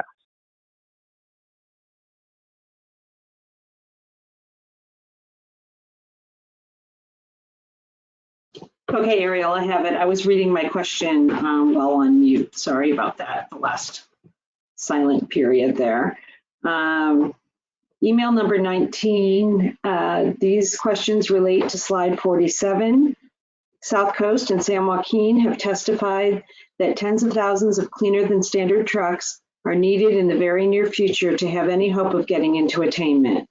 Would it not make sense to incentivize the greatest number of commercially available low NOx and ZEV trucks now? The present lack of available incentives means that the fleets that are already struggling to meet the truck and bus regulation compliance, which is in doubt given the current truck plant shutdowns.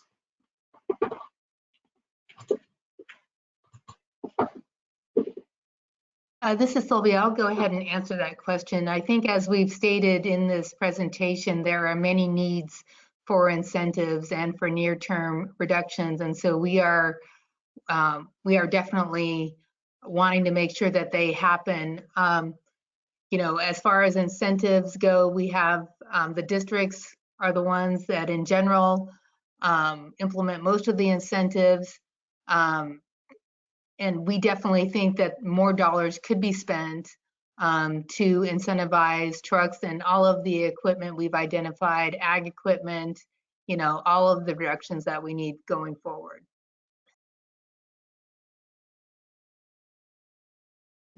Okay, thank you. And then the last email question I have so far, email number 20. I was hoping to drill down a little on how CARB plans to determine where electrification is not feasible. It seems like the question is more about the feasible rate of electrification in many areas, which can be limited by things like consumer demand, preference, need, and infrastructure needs. For example, there are some available models of battery electric heavy-duty trucks, but the question is how quickly can these penetrate into the fleet? However, this type of analysis relies upon several assumptions that are variable over time. Does CARB plan on looking at a potential suite of technology solutions based on current and projected electrification penetration scenarios? Is the plan to periodically revisit and revise the feasibility determination, such as in successive mobile source strategy updates? So the answer is, the short answer is yes to this question. CARB is, for example, the first generation of the heavy duty or zero emission heavy duty trucks that will come as a result of advanced clean trucks. There is a body of technology assessment has gone through the advanced clean truck rule, which the staff report was released for the December board hearing, and there is another board hearing in May for that. So I can definitely refer you to that one and also put you in touch with our technology assessment folks at CARB who are looking at these issues on an ongoing basis. As Ariel mentioned at the beginning of the presentation, SB 44 requires us to update the mobile source strategy by January 1st, 2021 and every 5 years afterwards. So to answer the second part of your question, yes, we are going to look into these issues and to these questions and problems on an ongoing basis and update the scenarios accordingly as new technology comes in.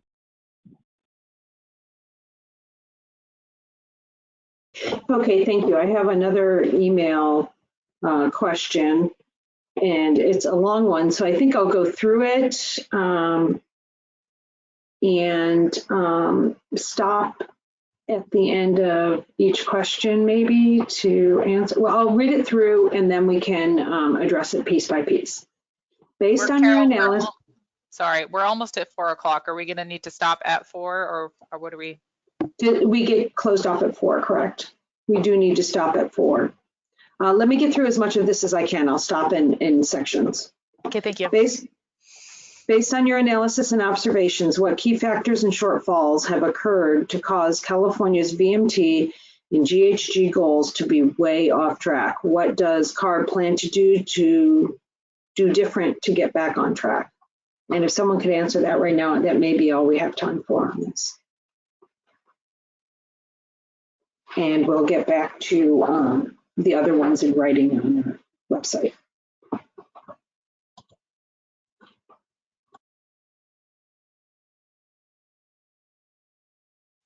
Carol, I think, it's best for us to, the remaining questions to, on this, there is a report out specifically regarding this question. And so I think what we do need to do is go ahead, and for the remaining questions that we have, what we will do is we will get the right person, answer them, and post that onto our website. Okay, great. Thank you. Yeah, it is 4 o'clock. I see now. All right, thank you. So I have, I think we have addressed, this one was the only one left. And then I think there was one chat question. So we'll have to conclude now. And like Sylvia said, we will post the answers to the rest of the questions on our website. Thank you very much. Ariel, was there anything else we needed to do to close? No, I think that's it. Yeah, so everybody who sent questions via chat, I think there's only one we hadn't got to, but if somebody felt that they sent a question way early on in the process and we missed it, please send it to us via email, because this chat feature in GoToWebinar, I don't know if it's just myself, but it was very difficult to find each one of these questions. So hopefully we got to everyone, but otherwise send us an email and we will get back to you. All right, thanks everyone. I'm going to go ahead and conclude the webinar.